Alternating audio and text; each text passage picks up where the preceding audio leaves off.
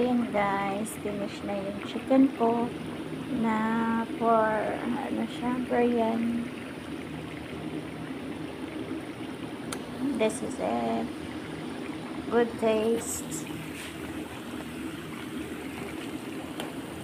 Then cooking and ready to serve guys.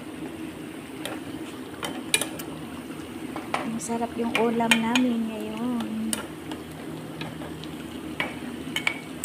Ito yung pagkain ng boss ko. Kaya then cooking na po.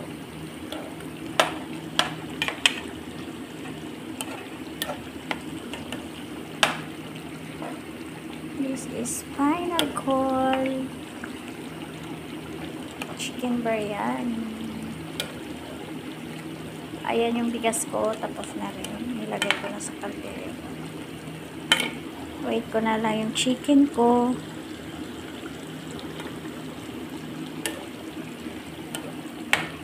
Para siyang may ano pa, tubig.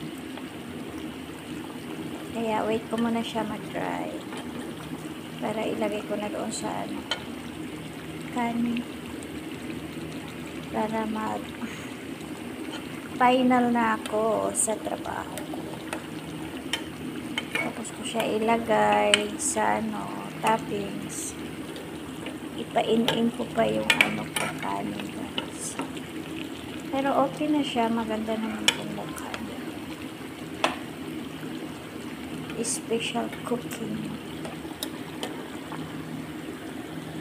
Ang luto ko na to sa araw na ito.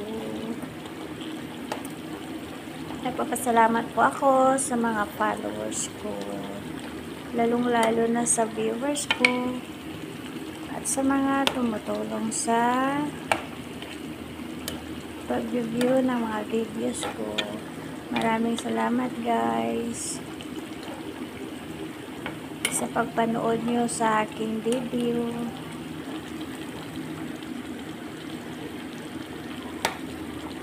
Again, maraming salamat. Happy treatings guys sa bawat isa sa atin at lagi po tayo magdasal para gabayan po tayo sa Panginoon Diyos natin.